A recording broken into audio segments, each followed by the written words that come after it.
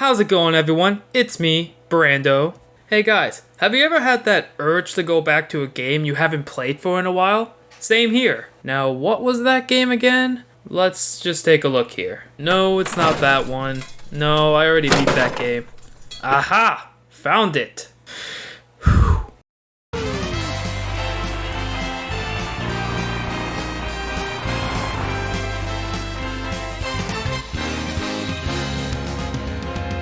Here we go. Super Mario Odyssey. One of Nintendo's biggest hits back then, and the first game I bought for my Nintendo Switch. Man, it's been a long time since I played this.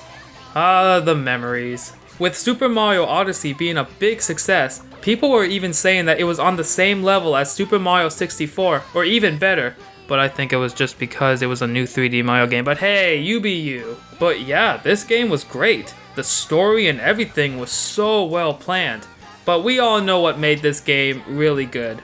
The kingdoms. The kingdoms in this game was the thing I liked the most about this game. And I always wanted to make a countdown video of my favorite ones. And today is the day I finally get to do that. Now, before I get into this, I just want to let you know, since this is my list, this will have all of my opinions in it. So if you would like to tell me what your favorite kingdoms are, you can leave a comment down below. Now let's get into this in 3, 2, 1.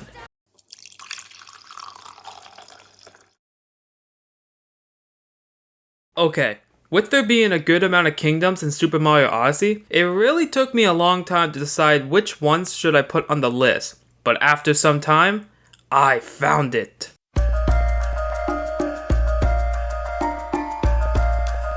The Lost Kingdom was a kingdom I actually really enjoyed on my first playthrough, but now after playing through it again, I realized it doesn't really have anything to offer. It doesn't even have that much of a challenge, and it doesn't even have its own boss. So why did I even put it on the list? Is it because of the way it looks? Yes. Yes, that is the reason. In Mario games over the years, there's always been different kinds of levels like snow, desert, and lava. But every time I see that one world in the games, I always lose my mind to it. The jungle levels. I really like jungle levels in Mario games. The exotic trees and the things you can find in them are really fascinating to me. And the inclusion of poison water takes me back to any jungle level in any Mario game that has them. The Lost Kingdom might not have much to offer and only has one main game capture, but look at these guys. They cool. And I think the thing that sold me on this kingdom is that they brought back Klepto.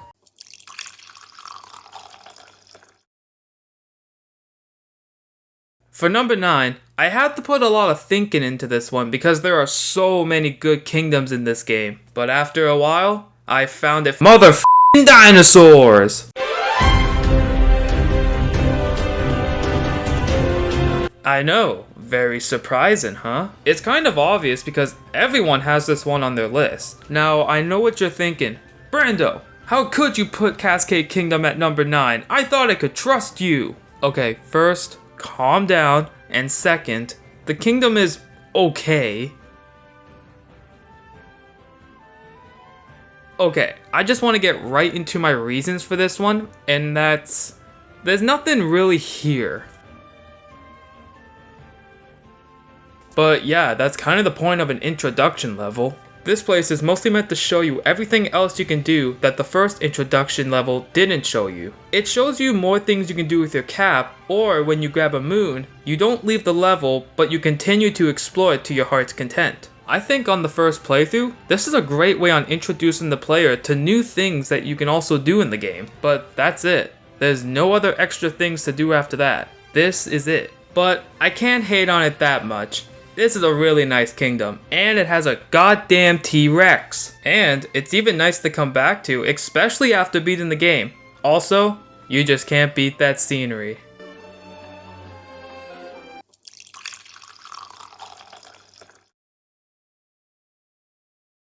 You know, I'm one of those people who get annoyed by desert levels. Not to say I hate them, nor love them. They're just okay. Same with snow levels, they're just okay. But when I saw Sand Kingdom, I just get a good feeling. Something about taking two polar opposites and combining them together just seems so cool to me. Let's take Freeze Flame Galaxy as an example. The first half is ice, and the other half is lava. Genius! That's kind of what you see in Sand Kingdom. You got the hot desert, and then you got all this mysterious ice around the place. Yet again, I probably know what you're saying. Brando, first Cascade, and now Sand Kingdom low on the list? How could you? Remember what I said in the beginning. I don't hate it. And there's a good reason why I don't hate it. With desert levels, you can come up with so many ideas, and that's where this kingdom shines the most. First, let's just get the elephant out of the room.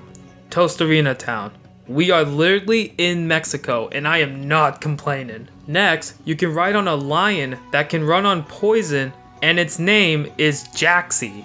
Then, you see all of this ice scattered across the desert and wonder where is it coming from, until you go underground and find yourself in an ice cavern.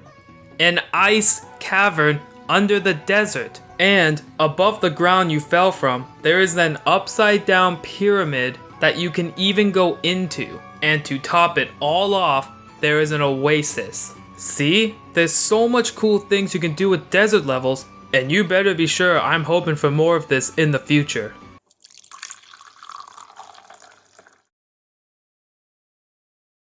Space. I'm not gonna lie, when I saw the Moon Kingdom, I thought it was gonna be boring. But the Super Mario Galaxy fanboy in me thought there was gonna be Lumas or even Octoombas. But all I saw was a cheap bootleg version of the Seaside Kingdom boss and nothing else. To think of it, why did I even put this kingdom on the list? Oh, now I know why. The one thing I like about video games are the challenges that the game can just throw at you at any time. And I like myself a good challenge, and the Moon Kingdom covers all of that, especially Dark Side and Darker Side. When you are on the Moon Kingdom, you see a mysterious hole in the wall, and when you go into it, you are nothing but surrounded by lava and enemies. And this pretty much shows you that you've made it to the end. You made it to the finale, and it shows big time. But that's not even the tip of the iceberg. In Darkside, you have to go through a boss rush of the upgraded versions of the Brutals you already defeated, and I'm not gonna lie, by the end of this, I didn't want to play Super Mario Odyssey anymore. But when you make it to the darker side, you're pretty much up against your final challenge, pretty much just like the Grandmaster Galaxy in Super Mario Galaxy 2. And I think you know the rest. And don't even get me started on the captures in this kingdom. In my opinion, these have to be one of my most favorite captures of all time. And I don't have a problem with that at all. Man, I just love the Moon Kingdom. But I just wish there was a Super Mario Galaxy reference in this game.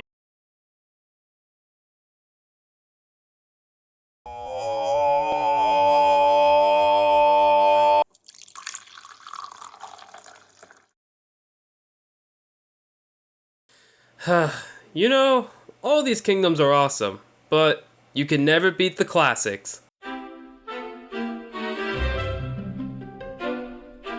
Ah, the Mushroom Kingdom. It good! When I saw the Mushroom Kingdom for the first time, I was like, why wouldn't it be in this game? It makes a lot of sense. And I was also really excited to explore it. Now, the question I get the most is, why is the Mushroom Kingdom at number 6?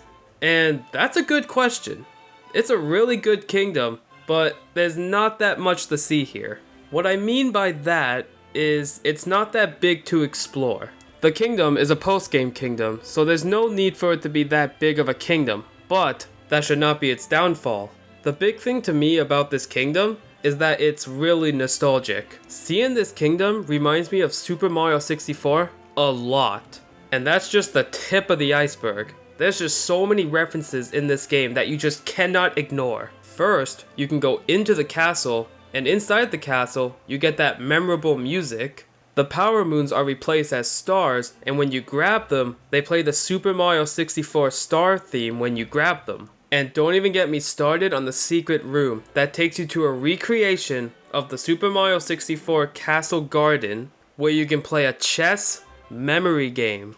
And that doesn't even compare to the best thing about this kingdom. Around the kingdom, you can find paintings of the previous bosses that you've beaten, and when you jump into the paintings, you can refight a harder version of the boss you have already beaten before. I feel like the thing that makes this kingdom great is that it takes us back to the past to make us feel like we're home.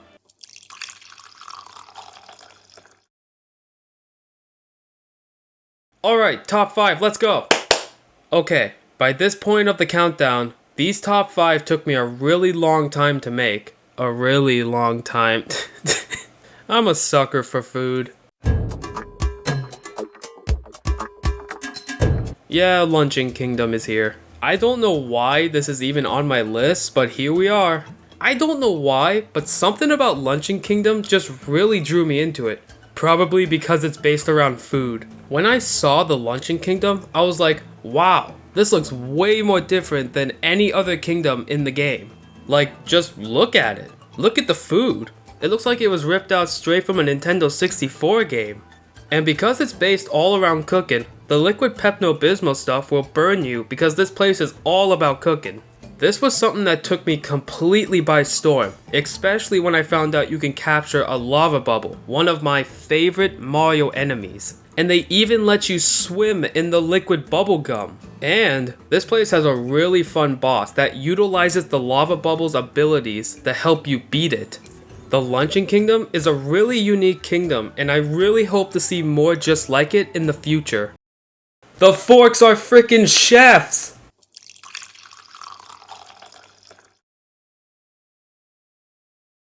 So here's number 4.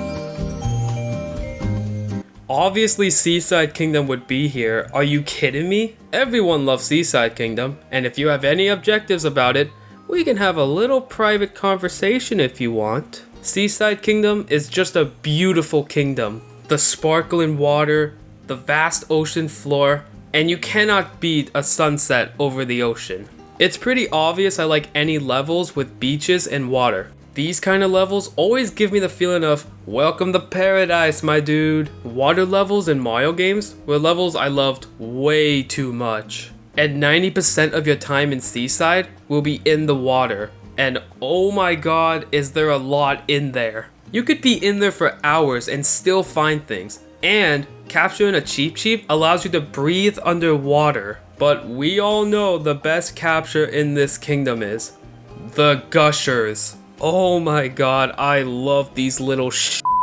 They're like octopuses, but they shoot water and fly. And they're even utilized to fight the boss of this kingdom, which is one of the best bosses in the game in my opinion. And what makes this fight even better is that the whole kingdom is your battlefield. This kingdom is just freaking awesome. And it gets even better when you can find some cool secrets.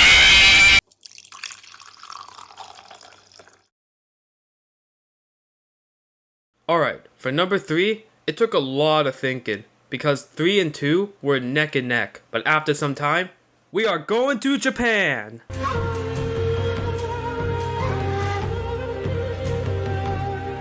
Holy crap, Bowser, you definitely pulled a 180 on me. I thought the Bowser Kingdom was just gonna be a straight up regular old castle level, but I would have been okay with that too, but wow. Fun fact about me, I actually really like learning about Japan. I find the culture really fascinating, cool, and the food, just so good. And that's all. Nothing else to say, that's just all. The one thing I really like about this kingdom is that there are so many Japanese references in here. And I'm not going to go too much into detail, but I will tell you about them. First, we got some Goombas wearing Jingasa hats. You can find some paper wrap bombs that work just like in 3D World, but they explode with fireworks. There's the kingdom coins called oblong coins, aka Koban coins. Mario can wear samurai armor and a Hoppy outfit.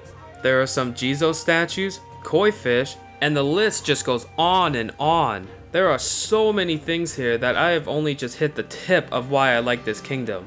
First, the kingdom's capture in this game is an enemy called the Pokio. The Pokio can use its beak as a weapon, can even help you solve puzzles, and you can use its beak to stick onto the wall and fling yourself in any direction. Then we get to the big show of it all, the brutal boss fight at the top of the kingdom. This boss fight has every brutal controlling the same mech, and the only way to defeat it is to use the Pokeo to destroy its legs and then attack the brutals controlling it. This kingdom was freaking awesome, and I want more of it.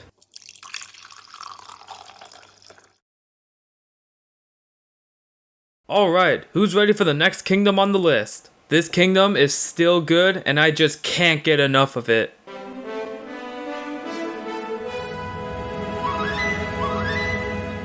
The Wooden Kingdom was just a breath of fresh air, and the things in it was just amazing. I love how this level introduces you to a forest, and then later you find out that it's actually also a factory run by garden hoses. I don't know how Nintendo was able to pull off this kind of level with two polar opposites, and I think I've already said this before, but I don't care. They make it look so good, and I just realized that if you look up into the sky, you will see that you are actually in some kind of dome, pretty much telling you that you are inside of a greenhouse or a garden.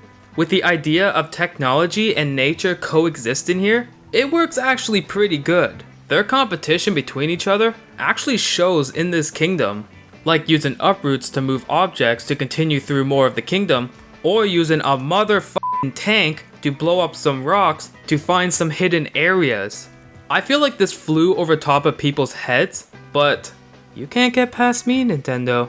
And that's not even the end of it. Nintendo just had to add one last thing to make this kingdom interesting. What could it be? Well, if you fall off the map, you don't lose any coins and start back to where you were. Nope. You end up in deep woods. This place is a whole new thing. First you're in a place full of happiness, now you end up in darkness. And you thought the T-Rex from Cascade was cool? Well, this one is roaming the area, and if it finds you, it will hunt you down.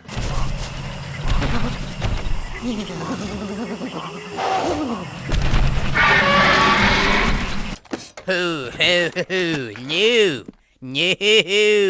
And then we make it to the boss, where nature and technology combine into one. This kingdom was so good, but it did not beat number 1. But before we do get to number 1, let's go through some honorable mentions first. Great aesthetic, great boss, but I just wish it was a little bit bigger. Beautiful water, and the mermaids as the kingdom's residents were a great idea. But if Seaside Kingdom was not in this game, this would have made it.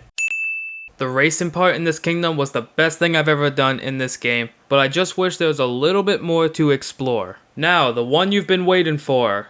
Number 1.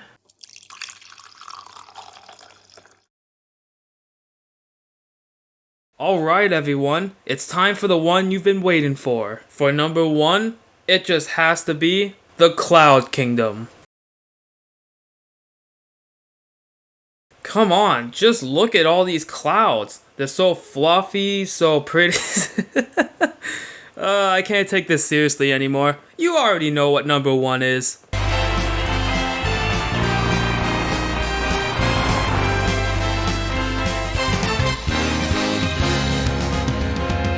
Of course Metro Kingdom would make it as number 1 on this list. Are you crazy? Who wouldn't put this as number 1? It was the first kingdom we've all seen in the first ever trailer of this game.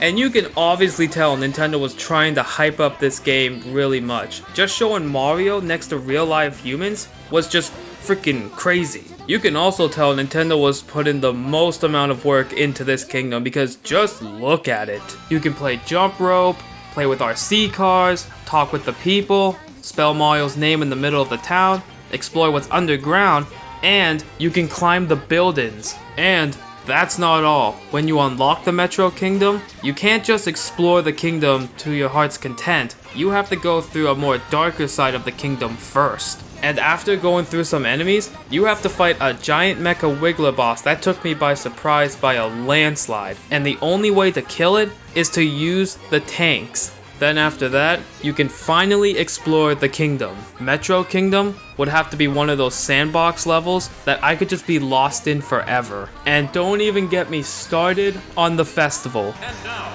to get things started, for honor, Mayor Pauline. Oh my god, this has to be the best part of the game by far. It literally puts you into the arcade game Donkey Kong. You know, the game that created Mario. But of course, Nintendo just couldn't stop there. They just had to have Pauline singing Jump Up Superstar. This kingdom is something to never forget about, and I better see more of this in the future. And that is it for today. I hope you all enjoyed this video, and have a great day.